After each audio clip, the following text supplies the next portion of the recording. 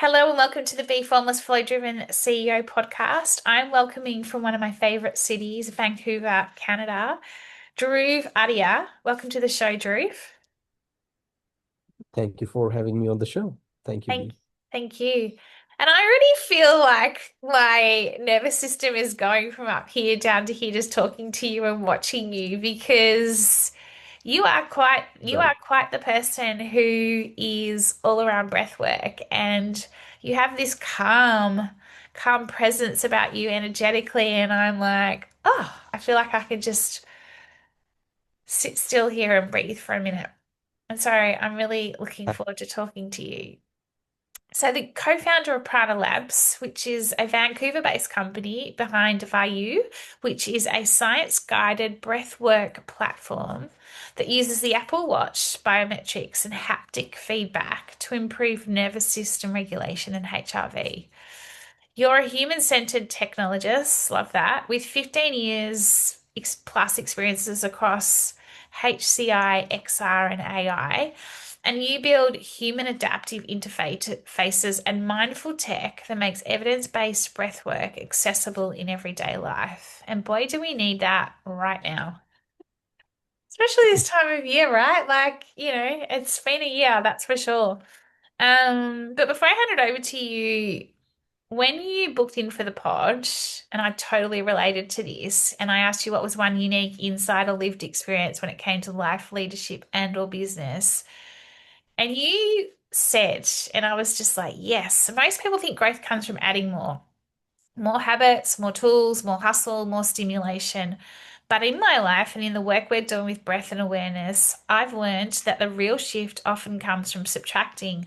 Amen, Drew. I'm all about subtractive psychology. Less is more. When you create just a little mhm. space to pause, even for a few breaths, you start to see your own patterns with clarity. You notice what actually matters instead of running on autopilot.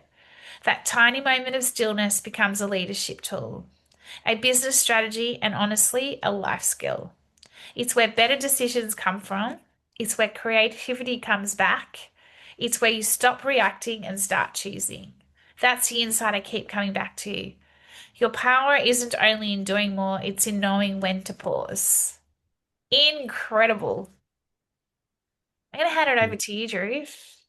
Tell us a bit about Absolutely. your journey.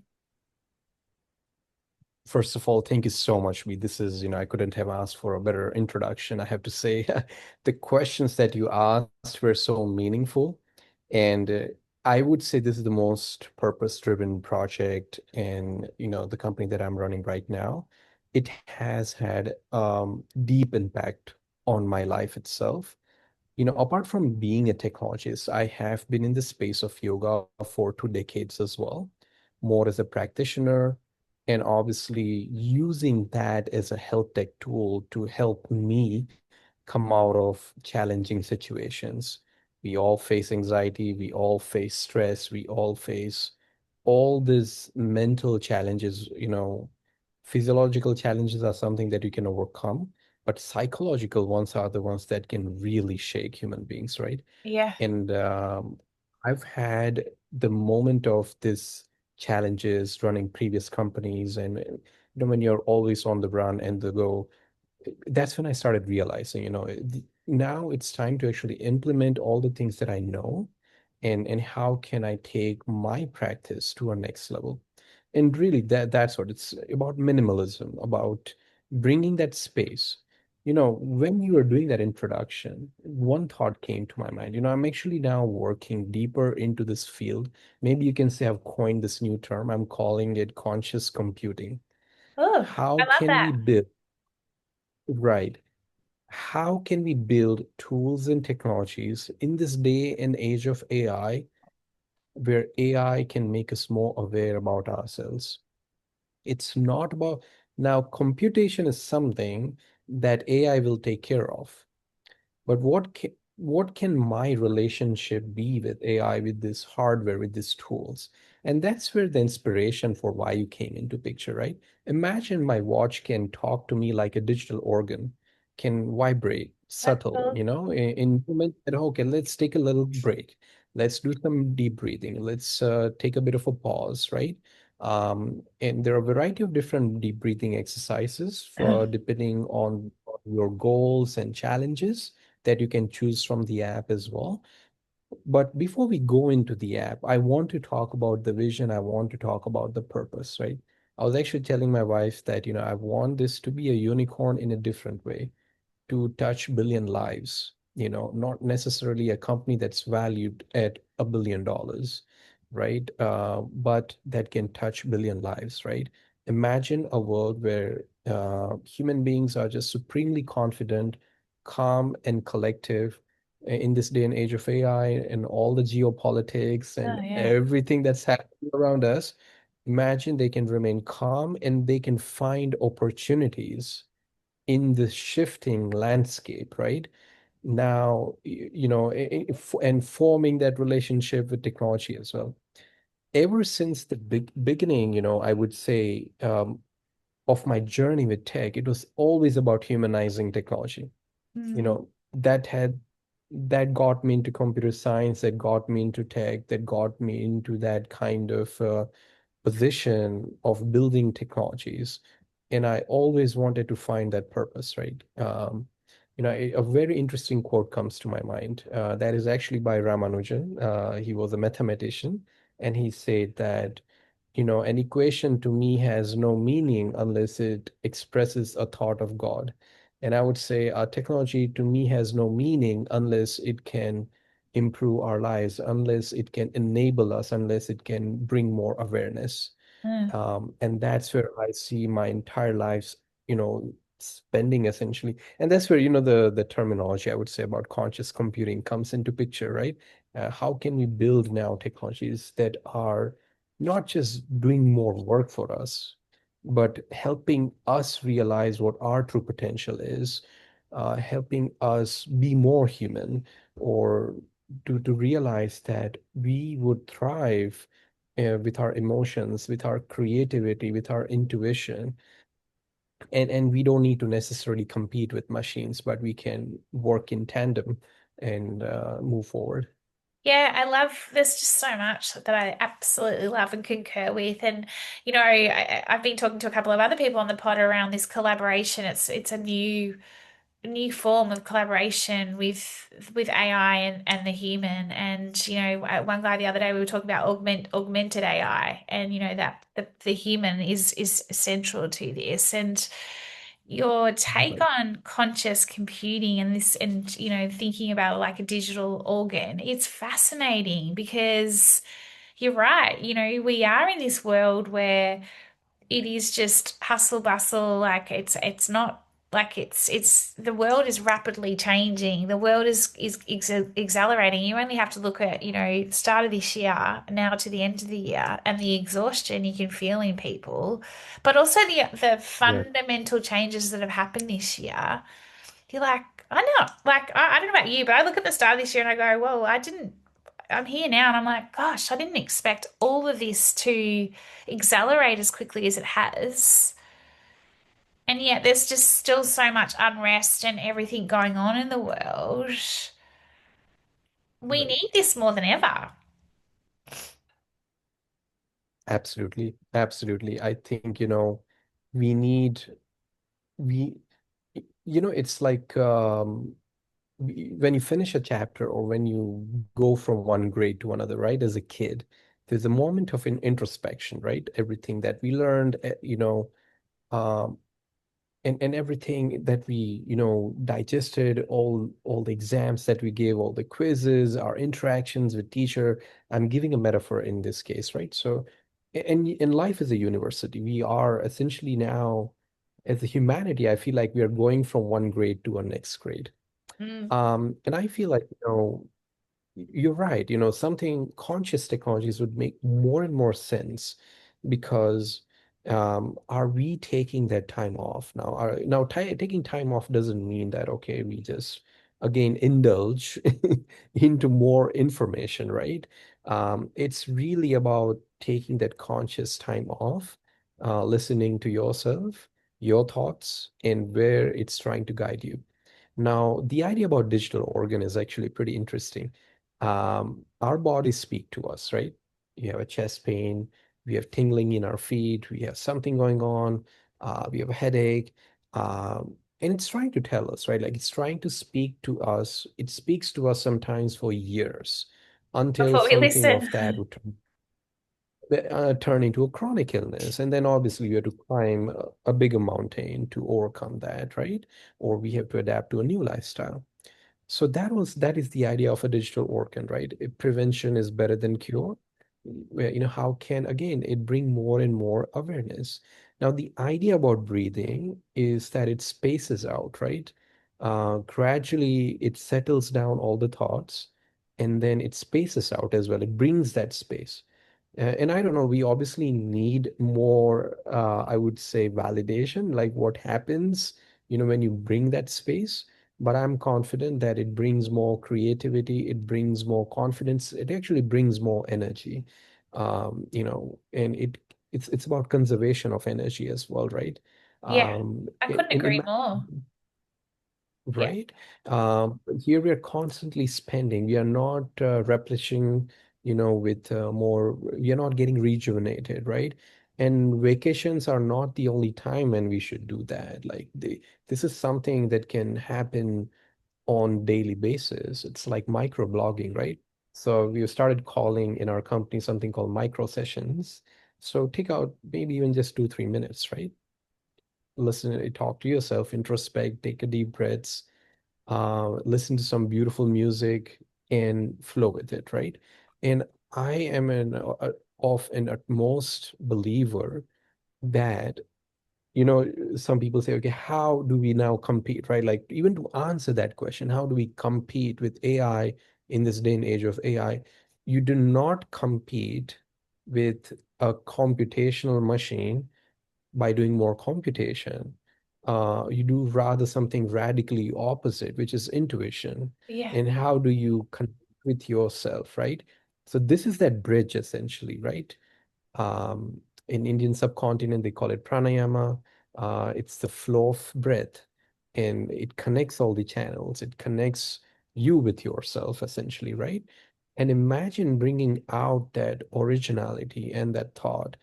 I'll tell you, thousands and millions and billions of GPUs computing, would not bring out that originality that one single human being can have through that space of calm and quiet. So this is the start, by the way. Also, an update. This is not limited to Apple Watch anymore. We are very soon releasing Android versions as well. So it Yeah, will very be, cool. uh, yeah, it will be compatible with various Android watches like Google Pixel, Samsung, as well Yeah. as phones. So the idea, and I'll tell you now, this transitions into another interesting concept. What is Vayu? Vayu is also a Sanskrit word which means flow, airiness, and air flows, right?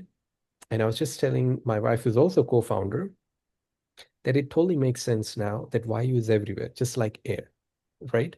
It's on all the devices, maybe in your TVs and all the digital devices. And imagine all these digital devices, they act like digital organs, making you aware, just like how your body would make you aware, right?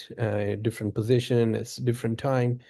And imagine spending this day full of consciousness, right? Like full of awareness, and taking these micro sessions, these breaks, which are available through these different tools. So that is a bit of a vision. As I mentioned, we are also going to launch for Android, but we'll be launching for a lot of other devices, wearable devices as well in near future. Yeah, amazing. There's so many. I've got quite a few questions just listening to you now actively. And one of them that keeps popping up in my head for me is coming back to this subtraction and what, I call it it's a subtractive psychology analogy, right? And we as a society we've got this tendency to add it's how our brains are wired where whether if it's a problem or if we've got something we need to work on, I'll add to it because that's my way of thinking that will solve whatever I'm here to solve.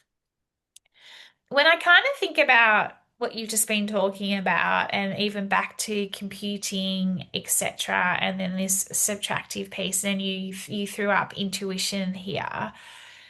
I'd love your view on this. Like, do you believe that intuition, I mean, obviously intuition sits within here. There's no computing in here. It's a different, it's not a computer as we know it. It's a living, breathing system, right? Do you think that by having this ability to be able to be more aware and using, devices like, Vayu, etc., do you think that also by sitting and just being present and doing the breath work, that obviously Mhm. subtracts, like it clears the mind, it gives you that fresh perspective. But that equals Right. then the ability to tap into your intuition more, right? Because I know when I've got a like overload happening, I can't even sometimes I forget even what I'm wanting to say or talk about. But the minute I stop, slow down, even if it's a micro break, take a few deep breaths, do whatever I need to do, I'm like, Mhm. like, is that Right. do you know? I don't really know what I'm asking here. I think it's more an observation of what you're talking about here. But I guess I'm just going subtraction, doing the breathwork presence, having the digital organ enables us to be Right. able to potentially subtract faster, to be able to then tap into our intuition more consistently. Right. Absolutely. No, I think that's a very good, very clearly laid out, by the way. That's, Thank you. yeah. So, s- and the idea of subtraction is, let me make another analogy, right? Like, I think, I like explaining through metaphors. I came across this powerful concept of fasting. Before I actually learned the science of fasting, it was mostly cultural, something that I saw my parents doing every now and then and for some religious reasons or cultural festivities.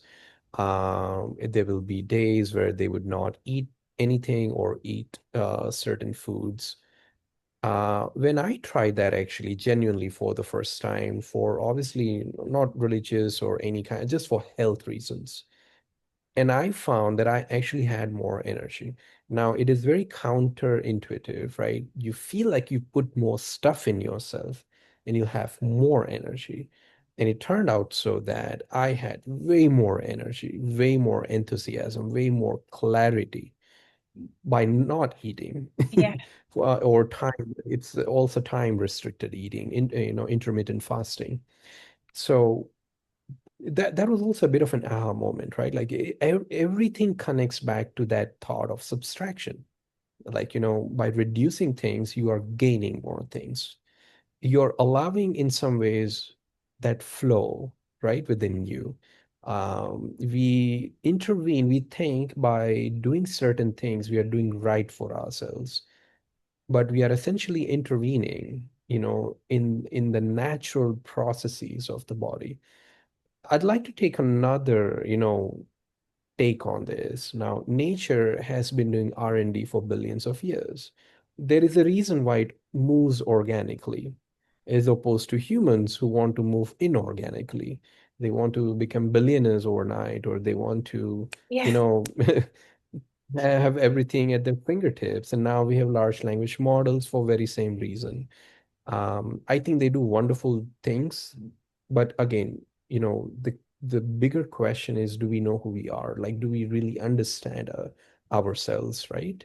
Um, and I think as computation increases more and more, we need to equip ourselves with more of the conscious tools that can maybe summarize a lot of that and bring us the knowledge or the moments, like we're the CEO of our own space, right? Yeah. I'm the CEO of my own body. I Like, love that. don't, bombard me with thousands of emails. Help me summarize that into 5 different emails so that I actually have more time to make some critical decisions moving forward, right? So, from understanding from fasting and understanding from all these beautiful examples of different people that I've read upon as well. And I just feel like, yeah, you're like you say, the moment is right. The more we have this computation and the more we have this agitation and the more we are trying to become more result oriented at Prana Labs, we are taking exactly opposite approach. Delete, process oriented, journey oriented, have fun, enjoy, you know, in like, what it means now. We talk like, I see that, okay, we have so much access to information, right? And everybody all of a sudden, I feel like can talk a lot, can speak like, as if they're like a sci-fi writer. They believe that we are in Yeah. some sort of simulation, right? And and a lot will happen for sure, like, right? But still, in this moment, there is a beautiful poetry. There is a beautiful symphony about yourself. There's a beautiful harmony. And I believe that story needs to be told as well, right? It is really not about competing. There's so much I feel like human beings can keep guiding, right? Like AI, they can keep. Otherwise, what you'll also see, I'll tell you what are the dangers of AI now. If we are not conscious about ourselves, we'll see, you would have seen that as well, right? Like people using AI for simple things, right? Like the ability to give our agency of thinking to LLM. LLM says thinking, Yeah, yeah, ChatGPT yeah. would say Yeah. Imagine like you have given your cognitive abilities to large language models or AI, and you've stopped thinking. You don't know what the next step is. I mean, this AI is getting trained, could also be getting trained on synthetic data, which does not really represent humanity. No. And in that case, it is danger. It's a danger, right? Like if there is a it's so that's why we need more and more of the tools, right? Whether it's digital or even simple offline tools, right? Like this space is very interesting. It's very important. And I can actually tell you, there are some very interesting researchers out of Harvard. I'm actually connected with them on Mm. LinkedIn, and there are more and more people doing studies on meditation Yeah. and Terrible. really how your brain rewires in beautiful ways, right? Yeah, Yeah. totally. And I guess that was going to be my next question to you because I actually have never had a wearable watch. And there's a reason, like, because I've always been more fearful's the wrong word, but from someone who, had a work addiction, has those tendencies, burnt out, have the thought of having a watch on me, like almost like a digital, if we with like what, the bad side of, AI, etc., just pinging at me constantly, it actually just makes me, it adds to my load. It's just that adding piece again. But Mhm. and I guess where I'm going with this is because what you're doing is the complete opposite in terms of you're creating a conscious computing device, if you like, in terms of this isn't about you're not, you're stressed out or you're this, you're that. It sounds like to me it's more around giving you the ability to, when you're feeling like that, and the awareness, to create the awareness to be able to go, hang on a second, my body is telling me something here right now. I am now going to access one of the tools from value in terms of breath work or whatever to be able to reset myself, for example. And I think there's something really interesting that in terms of because we are so switched on, like you say, 24/7, like we can be on 24/7. It's then that digital organ, that digital device.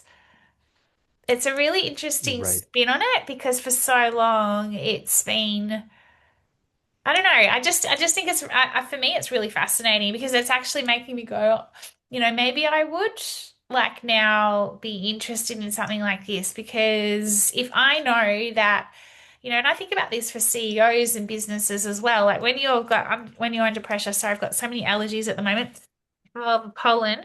That, like if there was something that could actually bring me back to, my flowiness or my airness, etc. Do you know where I'm going Right. with this? Like I think, yeah, it would, I yeah. let me take, yeah, let me, yeah, address this particular point. It's very important. It's very, very good question, I must say.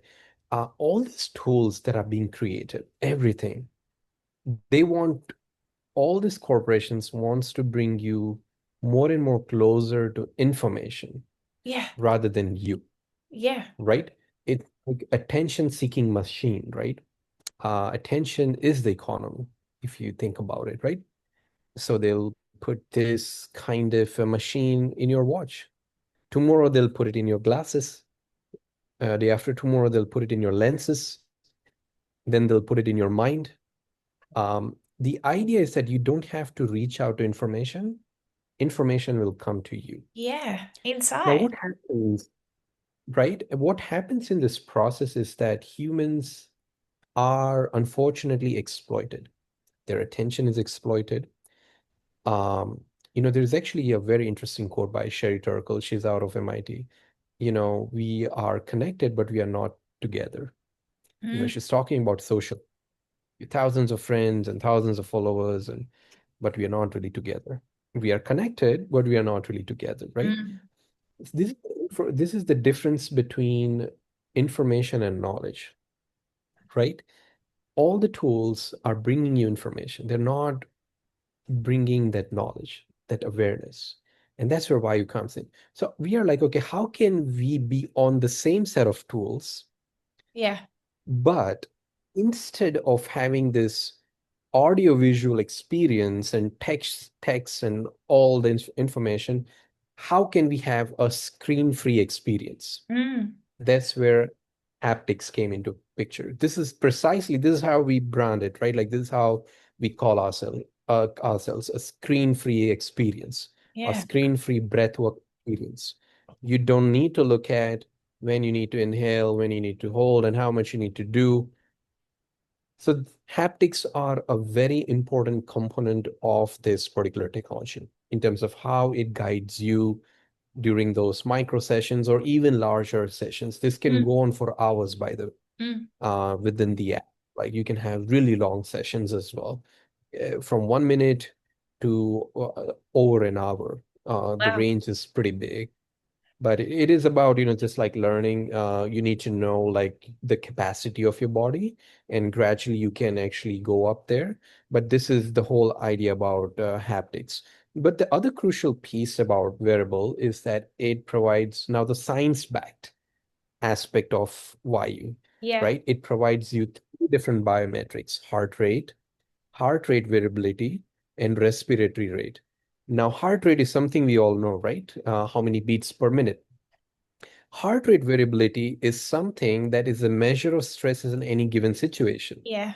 Now, we have found that even by just doing 2 minutes of breath work, your HRV will spike up. You can see that in YU through your analytics as well. And that means your stress is coming down. Oh, so when it You are spikes up, it's having, coming, your stress is coming down. yeah, yeah, HRV is different than HR. Your HR also gradually decreases Yeah. as well over time, but you'll see your HRV increasing, which is it's measured in milliseconds, which means the distance between your interval beat distance is more irregular, like that irregularity is larger. That means your heart is actually beating at some interesting symphony. It doesn't really beat at regular intervals, right? Like if that range, the difference between the distance is more, the HRV increases, and now it's, you can say, you are getting more and more in sync with your nervous system. You are able to cope up, by the way, with future stress as well. Imagine you do this regularly, you're thrown into a very stressful situation. Your nervous system will know how to like block, you know, Yeah. and it will do that. That will be more of your default mode, right? So we are like, okay, these corporations are bringing information so close to you, but how can we bring awareness more close to people as well, right? Mm. That's why we started with mobile technologies, right? Which is phone. We obviously didn't want to build a new hardware. And earlier on, I had this idea of building a smart yoga mat. But Oh, then that's again, the, it's something people buy and sit on it, and then it will sense your weight and heart rate, and and it can even speak to you nowadays, right? Hey, let's do this next, let's do this Yeah. posture. Some of those things in the plans, but I didn't I wanted to target as an entrepreneur, I've learned this, right? Like work with the devices and the infrastructure that is already in place. Do not do a lot of reinvention or No. even new invention, right? Like because that would mean behavioral changes, bringing those new habits in terms of using those devices. So we'll like, this will work with existing devices, which is phone and watch at this point. Yeah, it's incredible. Gosh, it's so incredible. I got a couple more questions for you, and what are you seeing as the biggest? I'm going to say opportunities, opportunities for leaders and businesses right now in everything we're talking about. Like you talk around conscious computing. I have started terming this new form of leadership, which is soulful, high flow conscious leadership. We still need the performance, but we need the soul. We need to be able to connect back within. We need the presence. We need the Right. purpose and the Right. people. Like, when you're working with businesses or leaders and they're using your app, etc., like what are you seeing as the bigger opportunities, heading into, the new year ahead, knowing that the world is in a state of flux at this point in time? Absolutely. I think to some of those earlier points, right? If you talk about 2026, I think we are in the AI wave. But interestingly, if you look at past few years, from COVID, COVID transitioned into wars, and wars now transitioned into AI. Yeah. And unfortunately, everything is a norm. All the things are a norm. Almost like, we are desensitized by Mm, all the information out. It might be so like shocking to see thousands of people dying, people struggling, wi- with normal things in life. But now here we are in 2026, right? Where AI is questioning us. I feel like this is what it is, this is how I see. AI is questioning me through what is your worth, right? Like, what are you going to do now? Tell me. it's so true. And this is all Yeah. right. I And told it off it's like, last night. Actually right. told it off because it was actually like almost getting a bit aggressive and having a go, and I just put it back in its place, and I'm like, and then I sat away going, oh my goodness, like yeah, it was really Right. challenging me and my worth. And I'm like, no, no, no, don't talk to me like that. Like I didn't, but do you know what I mean? Like you've actually nailed something just there because I was having that moment last night myself with it. Right. And it's interesting, one of the person, Jeffrey Hinton, is also based in Canada at University of Toronto. He talks about the dangers of AI. He got Nobel Prize in 2024. And and there's another person who got Nobel Prize in 2020 called Sir Roger Penrose. Now I'll come to this. Okay, this might sound a little bit complex, but just give me like a couple of minutes on this. So he wrote a book, Emperor's New Mind, right?